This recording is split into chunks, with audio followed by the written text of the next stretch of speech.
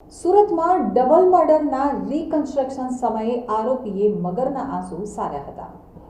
સુરતના સરથાણા જકાત નાકા રાજહંસ સ્વપ્ન સૂર્ય બિલ્ડિંગમાં 11 દિવસ અગાઉ ખૂની ખેલ ખેલાયો હતો અને પરિવાર ઉપર હુમલો કરી પત્ની પુત્રની હત્યા કર્યા બાદ 2 વખત આપઘાતનો પ્રયાસ કરનાર સ્મિતને ગતરોજ ખાનગી હોસ્પિટલમાંથી રજા અપાતા પોલીસે તેની અટકાયત કરી હતી।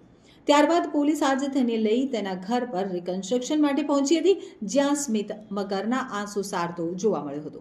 ગતરોજ સ્મિતને હોસ્પિટલમાંથી ડિસ્ચાર્જ આપતા પોલીસે તેની ધરપકડ કરી લીધી હતી।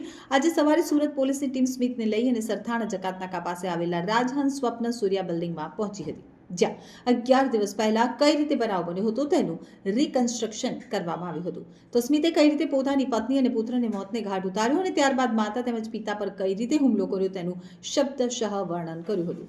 સુરત પોલીસની ટીમ આજે જ્યારે સ્મિતને લઈ રિકન્સ્ટ્રક્શન માટે પહોંચી ત્યારે આસપાસથી મોટી સંખ્યામાં લોકોના ટોળા ઘટના સ્થળે પર પહોંચ્યા હતા। આ સમયે કોઈ અનિચ્છનીય બનાવ ન બને તે માટે પોલીસનો ચુસ્ત બંદોબસ્ત પણ ગોઠવવામાં આવ્યો હતો। તો ગત શુક્રવારે ભાનમાં આવેલા સ્મિતે પરિવારમાં જુદા જુદા કારણોથી રોજબરોજ થતા ઝઘડાથી કંટાળી અને પરિવારને ખતમ કરી આત્મહત્યા કરવાનું નક્કી કર્યું હતું અને હુમલો કર્યાની કબૂલાત પણ કરી હતી। પોલીસે તેને હોસ્પિટલમાંથી રજા મળ્યા બાદ ધરપકડ માટે રાહ જોતી હતી। તો ગતરોજ તેને આઈસીયુમાંથી ડિસ્ચાર્જ કરવામાં આવ્યો હતો। આથી સરથાણા પોલીસ અટકાયત કરી સ્મિતને લઈ ગઈ હતી। તો સ્મિતની ધરપકડ થાય તે પહેલા જ ચક્કર આવવાની અને અશક્તિ લાગે છે તેવી ફરિયાદ કરતા પોલીસ તેને સ્મીમેર હોસ્પિટલ લઈ ગઈ હતી। સ્મીમેરના તબીબોએ તપાસ કર્યા બાદ નોર્મલ હોવાનું કહેતા ફરી તેને સરથાણા પોલીસ સ્ટેશન લઈ જવામાં આવ્યો હતો। તો કાયદેસરની કાર્યવાહી કરી અને સ્મિતની ધરપકડ કરવામાં આવી હતી। સ્મિતે પરિવારની હત્યા કર્યા બાદ પહેલી રાત લોકઅપમાં ગુજારી હતી।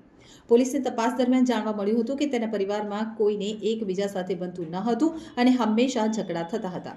તો સ્મિત માતા પિતા સાથે ખપ પૂરતી જ વાત કરતો હતો।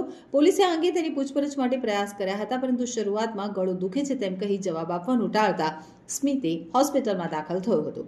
ત્યાં બાથરૂમનો કાચ તોડી ફરી આપઘાતનો પ્રયાસ કર્યો હતો।